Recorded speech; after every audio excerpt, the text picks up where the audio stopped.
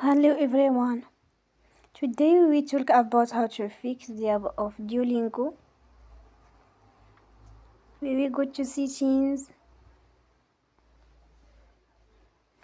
then we click on apps. After that you will search the app Duolingo